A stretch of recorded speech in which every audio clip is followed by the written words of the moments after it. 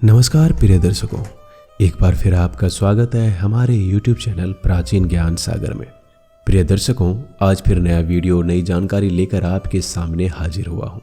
आज की जो कहानी हम आपको सुनाने जा रहे हैं, ये कहानी एक नकलची पक्षी की कहानी है। ये कहानी बड़ी मोटिवेशनल है, बड़ा ज्ञानवर्धक है। यदि आप अपने बच्चों को बिगड़ते हुए नहीं देखना चाहते तो इस कहानी को जरूर सुनिएगा और अपने बच्चे को इस कहानी को जरूर सुनाइएगा। ये कहानी आपके जीवन में ढेर सारी प्रेरणा देगी और आपके बच्चों के जीवन में भी ढेर सारी प्रेरणा देगी। हम आशा करते हैं कि इस कहानी के सुनने के बाद आपके बच्चे कभी नहीं बिगड़ेंगे, उनका भविष्य सुरक्षित होगा और वो बड़े मेहनती होंगे, मेहनत करने से कभी नहीं कतराएंगे। प्रिय दर्शकों, नकलची पक्षी के बारे में आप सभी जानते होंगे। यह पक्षी हर किसी की नकल कर सकता है, किसी की भी नकल करने में बड़ा माहिर होता है, चाहे इंसान हो या पशु पक्षी हो। किसी भी चीज की बड़ी आसानी से नकल कर लेता है। आज इसी की एक अनसुनी रहस्यमय कहानी प्रस्तुत करने जा रहा हूं। ये कहानी बड़ी पावन है, बड़ी पवित्र है। इसलिए जो लोग अपने भविष्य को सुरक्षित करना चाहते हैं, जो लोग अपना भविष्य बनाना चाहते हैं, वो लोग इस कहानी को जरूर सुने और हो सके तो इस कहानी में बताई गई बातों पर अमल करें। जो लोग हमसे अभी तक नहीं जुड़े हैं वो हमारे चैनल को सब्सक्राइब कर लें और बेल आइकन को भी जरूर दबाएं, ताकि जब भी हम अगली ज्ञानवर्धक वीडियो डालें वो सीधे आप तक पहुंचे और आप उसका फायदा सबसे पहले उठा पाएं। क्योंकि हम लोग इस चैनल पे रोज नई नई ज्ञानवर्धक चर्चाएं लेकर आते रहते हैं, इसलिए आप हमारे चैनल से बने रहें। प्रिय दर्शकों, वीडियो को हमेशा पूरा देखा कीजिए, तभी आपको संपूर्ण जानकारी हासिल होगी। अगर आप आधा देखेंगे तो आपको आधा ज्ञान मिलेगा और आधा ज्ञान हमेशा खतरनाक साबित होता है। तो प्रिय दर्शकों, शुरू करते हैं आज की प्यारी सी कहानी, प्यारा सा वीडियो। प्राचीन काल समय की बात है। एक नगर में एक सेठ रहता था। उस सेठ के 2 बच्चे थे। वह सेठ बड़ा दयालु था, बड़ा धार्मिक प्रवृत्ति का था। बड़ी मन्नतों के बाद, देवी देवता की पूजा करने के बाद उस सेठ को 2 संतान की प्राप्ति होती है, जिनमें से एक लड़का और एक लड़की होती है। वो सेठ अपने पुत्र और पुत्री को पाकर बड़ा प्रसन्न होता है। वह अपने बच्चे का अच्छे से लालन पालन करता था, अपने बच्चे को अच्छे से ध्यान रखता था। धीरे धीरे उसके पुत्र और पुत्री बड़े हो गए। सेठ के पुत्र और पुत्री का उठना बैठना गलत लोगों के संग हो जाता है। गलत लोगों की संगति में उठना बैठना शुरू कर देते हैं। सेठ की पुत्री भी इतनी नकारा हो जाती है कि किसी कार्य को नहीं करती। सेठ का पुत्र भी नकारा हो जाता है, घर का कोई कार्य नहीं करता, ना कभी माता पिता के बातों को सुनता। प्रिय दर्शकों, कहते हैं कि संगत का असर बहुत खतरनाक होता है। माता पिता पूरे जीवन भर अपने बच्चे को अच्छे संस्कार देने की कोशिश करते हैं, लेकिन हमारे जो मित्र लोग होते हैं हमें एक ही रात में ऐसे संस्कार देते हैं जिनकी वजह से जीवन बर्बाद हो जाता है, उनका भविष्य दांव पर लग जाता है। उस सेठ की बच्ची और सेठ का बच्चा दोनों का उठना बैठना ऐसे लोगों में होता है जो गलत संगति के लोग थे, जो कोई काम नहीं करते थे, दिन भर आवारागर्दी करते, मोहल्ले में लड़कियों को छेड़ते, लूटपाट करते, चोरी करते, बुजुर्गों को सताते, साधु संन्यासियों को परेशान करते थे। वो सेठ का लड़का ऐसे लोगों के संगति में था और धीरे धीरे उन लोगों की संगति में रहकर वो वही काम करने लग गया जो उसके मित्र किया करते थे। कभी किसी मंदिर से चोरी करना, कभी किसी के मकान में घुसकर चोरी करना, मोहल्ले के लड़कियों को छेड़ना, इस तरह का कार्य वह सेठ का लड़का करने लग गया था। यह बात पूरे नगर में, पूरे मोहल्ले में हो जाती है कि भाई सेठ का लड़का इतना बदमाश हो चुका है। और उधर सेठ की लड़की ऐसी लड़कियों के संगत में बैठती थी जो वेश्यावृत्ति का काम किया करती थी। सेठ का लड़की भी ऐसी लड़कियों के साथ जो चरित्रहीन थी। अब धीरे धीरे सेठ की लड़की भी उन्हीं कार्यों को करने लगी जिनके साथ वो उठती बैठती थी। सेठ की पुत्री और पुत्र की बात दूर दूर तक पहुंच चुकी थी। सेठ बड़ा मजबूर था, वह खूब समझाता, लेकिन दोनों कभी उसकी बात नहीं सुनते। सेठ अपने पुत्र और पुत्री की शादी करने के लिए काफी कोशिशें की, लेकिन वह नाकामयाब रहता। कोई भी उनके साथ रिश्ता जोड़ने के लिए तैयार नहीं था। अब वो सेठ बड़ा दुखी रहता, हर समय चिंता में डूबा रहता। वो यही सोचता कि मेरे बच्चों का क्या होगा, उसका भविष्य क्या होगा। इसी चिंता से सेठ अंदर ही अंदर जलकर खोखला हो जाता है। धीरे धीरे उसके हालात खराब हो जाते हैं, वो बीमार हो जाता है, सूख कर कांटे की तरह हो जाता है। और एक दिन ऐसा आता है जब सेठ की मृत्यु हो जाती है। सेठ इस दुनिया को छोड़कर चला जाता है। अब सेठ का पुत्र और पुत्री ही रहती है। जैसे ही वह सेठ खत्म होता है, उसके बाद उसका पुत्र अपने पिता की संपूर्ण जमा पूंजी पर अपना अधिकार जमा लेता है और उसकी पुत्री भी अपने भाई का सहयोग करती है। दोनों भाई बहन अपने पिता की संपूर्ण जमा पूंजी पर अधिकार जमा लेते हैं। अब दोनों भाई बहन दिन भर घर पे रहते, कोई भी काम नहीं करता, कोई रोजगार नहीं करता, बस अपनी जमा पूंजी से घर का खर्च चलाने लगा। रात दिन दोनों बहन भाई एक ही घर में रहते। उनकी माता पहले ही खत्म हो चुकी थी, पिता भी अब खत्म हो गया था। दोनों भाई बहन एक ही घर में रहते, एक ही पलंग पे सोते, तो धीरे धीरे दोनों में गलत संबंध बनने लगे। दोनों बहन भाई एक दूसरे से शारीरिक संबंध बनाने लगे। इसी तरह से दोनों बहन भाई का जीवन व्यतीत होने लगा। नगर वाले, मोहल्ले वाले, कोई भी उनके घर आता जाता नहीं था। सभी लोग उन लोगों से बड़ी नफरत किया करते थे। धीरे धीरे पिता की जमा पूंजी खत्म हो जाती है। तब सेठ की पुत्री अपने भाई से कहती है कि भाई, अब मेरे भाई भी आप हैं और मेरे पति भी आप हैं। अब आपका ये कर्तव्य बनता है कि आप मेरा पेट भरें और हमारे होने वाली संतान का भी पेट भरें। इसलिए तुम कोई काम धंधा क्यों नहीं करते? कोई काम धंधा कर लीजिए। अपनी बहन की इतनी बात सुनने के बाद वो सेठ का लड़का अपने घर से बाहर जाता है और लोगों से, मित्रों से पैसे उधार लेता है और पैसे लाकर अपनी बहन को दे देता है। एक दो दिन वो पैसा चलता है, फिर खत्म हो जाता है और फिर बहन कहती है कि तुम कोई काम धंधा क्यों नहीं करती। फिर से वो लड़का अन्य मित्र के पास जाता और उनसे उधार पैसे लेकर अपनी बहन को थमा देता। फिर पैसे कुछ दिन चलते, फिर खत्म हो जाता। फिर उसकी बहन वही कहती।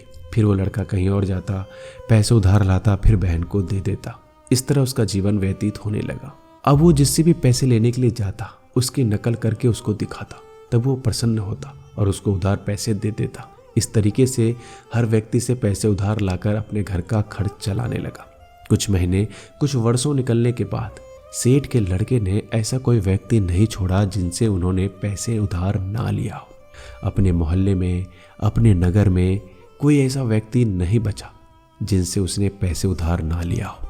सभी लोगों ने पैसे उधार दिए थे। जब उनकी बहन उससे कुछ कहती तो अपनी बहन से सिर्फ एक ही बात कहता, लोग सिर्फ मेरे लिए कमाते हैं, मुझे कमाने की जरूरत क्या है? ये जितने भी नगर में लोग हैं सब हमारे लिए ही तो कमाते हैं, इनको कमाने दीजिए, हम जाकर इनसे पैसे वसूल कर लाते हैं। यही कहकर वो अपने घर से जाता और अन्य किसी व्यक्ति के पास जाकर उसकी नकल करता। वो जिस आवाज में बोलता वही आवाज निकाल के उसको दिखाता और उससे पैसे की मांग करता। जब वह व्यक्ति अपनी आवाज रूबरू सुनता तो बड़ा प्रसन्न हो जाता और सेठ के लड़के को पैसे निकाल कर दे देता। इसी तरीके से उस नगर के सभी व्यक्तियों से वो उधार ले चुका था। अब सेठ के लड़के के पास जो भी व्यक्ति पैसा मांगने के लिए आता, वह सेठ का लड़का उसको पैसा नहीं देता। उसकी नकल करके, उसकी आवाज निकाल करके उसको दिखाता, उसको प्रसन्न कर देता और वापस भेज देता था। कुछ समय निकलने के बाद सेठ के पुत्र और सेठ की पुत्री का एक पुत्र और पुत्री हो जाती है। उसने अपने पुत्र और पुत्री को भी इसी काम में लगा दिया। वो भी एक दूसरे की नकल करने लगे। अब उन लोगों ने अपनी इस नकल की कला को एक बड़ा बिजनेस समझ लिया था, अपना एक धंधा समझ लिया था। वो लोग एक दूसरे की नकल किया करते, उन लोगों से पैसे उधार मांगते और उधार लाकर अपने घर का खर्च चलाया करते। इस तरीके से उनका जीवन व्यतीत होने लगा। कुछ साल निकलने के बाद धीरे धीरे सेठ का पुत्र और सेठ की पुत्री यानी दोनों बहन भाई बुजुर्ग हो जाते हैं। जब दोनों बुजुर्ग हो जाते हैं तो दोनों लोगों की मृत्यु हो जाती है। दोनों की मृत्यु होने के बाद जिन लोगों से उन्होंने पैसे उधार लिए थे वो लोग उनको बद्दुआ देते हैं। सभी लोग तरह तरह की बातें करते हैं। कोई कहता मेरा इतना पैसा खा के मर गया, कोई कहता मेरा इतना पैसा लेके मर गया, कोई कहता मेरा फलां चीज खा के मर गया, कोई कहता है यह व्यक्ति बेकार नीति वाला है, इसलिए इसकी आत्मा को कभी शांति नहीं मिलनी चाहिए। कोई कहता हमने हमारे बच्चों को नहीं खिलाया, इस दुष्ट व्यक्ति को पैसे दिए थे लेकिन इसने वापस नहीं किए, इसलिए मर गया तो अच्छा हुआ। इसी तरह से उस नगर के तमाम लोग, सभी लोग उस व्यक्ति को बद्दुआ देते थे। उस सेठ के पुत्र और उसकी पुत्री को बद्दुआ देते तो फिर उनके खाते में इतनी सारी बद्दुआएं इकट्ठा हो जाती है। 7 जन्मों में भी दोनों भाई बहन उस बद्दुआ का निवारण नहीं कर सकते थे। इतनी बद्दुआ उनके खाते में जमा हो जाती है। दोनों मरने के बाद धर्मराज के दरबार में जाते हैं। धर्मराज उनका लेखा जोखा खोलता है।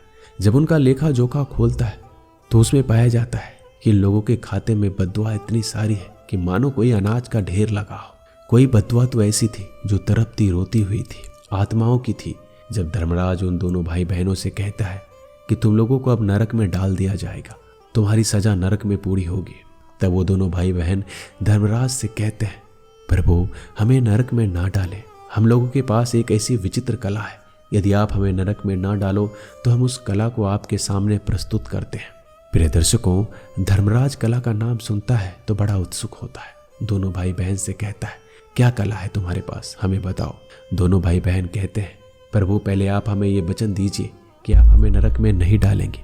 बड़ी चतुराई से दोनों भाई बहन धर्मराज से वचन लेते हैं। तब धर्मराज उनको वचन देता है, कहता है, ठीक है, हम तुम्हें नरक में नहीं डालेंगे, तुम्हारी कला क्या है हमें बताओ। दोनों भाई बहन धर्मराज की रूबरू नकल करते हैं। जिस तरीके से धर्मराज बोलता है उसी तरीके से दोनों भाई बहन नकल करते हैं। धर्मराज के दरबार में जितने भी मंत्री संतरी, जितने भी जल्लाद बैठे हुए थे, उन सभी की नकल करके धर्मराज को दिखाता है। धर्मराज बड़ा प्रसन्न होता है और कहता है, तुम लोगों की कला वास्तविकता में प्रशंसा के लायक है, लेकिन तुम लोगों के कर्म गलत है।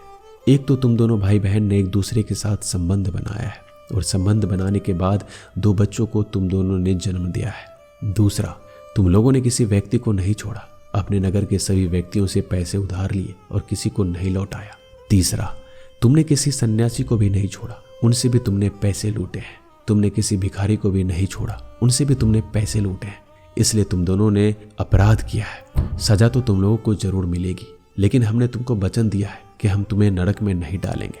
प्रिय दर्शकों, तब धर्मराज उन दोनों को और उन दोनों से होने वाली संतान को एक नकलची पक्षी बना देते हैं और कहते हैं कि तब तक तुम लोग नकलची पक्षी रहोगे जब तक तुम्हारी अपराध की पूर्ति नहीं हो जाती, तुम्हारे पापों की पूर्ति नहीं हो जाती, तब तक तुम नकलची पक्षी रहोगे। तुम लोग उन सब की नकल करके अपना उद्धार चुकाओगे जिन लोगों से तुमने पैसा लिया है, जिन लोगों को तुमने सताया है, उन लोगों की नकल करके तुम उनका उद्धार चुकाओगे। यही तुम्हारी सजा है। तब धर्मराज ने उन चारों को नकलची पक्षी बना देता है। उसके बाद दोनों भाई बहन, उनके पुत्र और पुत्री भी नकलची पक्षी बन जाते हैं। प्रिय दर्शकों, ये पक्षी आज भी नकल करता है और नाचता है। ये जब भी किसी की नकल करता है अपनी पूंछ को ऊंची उठाकर नाचता है, उड़कर नकल करता है। यह पक्षी किसी की भी नकल करने में बड़ा माहिर होता है। आप चाहे किसी वाहन की नकल करवा सकते हैं, आप चाहे किसी पशु पक्षी की नकल करवा सकते हैं, आप चाहे किसी भी व्यक्ति की नकल करवा सकते हैं। ये जब भी नकल करेगा अपनी पूंछ को उठा करके नकल करता है। प्रिय दर्शकों, ये थे कुछ नकलची पक्षी की अनसुनी रहस्यमय बातें। यदि आप अपने बच्चे को बिगड़ते हुए नहीं देखना चाहते हैं, अपने बच्चों को अच्छे दोस्तों की संगति में रखें, बुरे लोगों से हमेशा दूर रखें। इस कहानी से हमें सीख मिलती है कि हमारा बच्चा किसी बिजनेसमैन के पास बैठता है तो जरूर बिजनेसमैन बनेगा। यदि किसी संगीतकार के पास बैठेगा तो संगीत सीखेगा। शराबी के पास बैठेगा तो शराबी बनेगा। यदि चोर लुटेरे के पास बैठता है तो एक दिन जरूर चोरी करेगा। इसलिए सबसे महत्वपूर्ण बात है कि हमारे बच्चों के दोस्त कौन है, किन लोगों के साथ हमारे बच्चे उठते बैठते हैं, किन लोगों के साथ खेलते हैं, उसका विशेष ध्यान रखें। यदि आप अपने बच्चों का भविष्य सुरक्षित करना चाहते हैं तो प्रिय दर्शकों, अपने बच्चों के दोस्तों के बारे में जरूर जानिएगा। माता पिता जो संस्कार देते हैं वो जीवन भर देते हैं, लेकिन जीवन भर पुत्र अपने माता पिता के संस्कार को ग्रहण नहीं कर पाता है।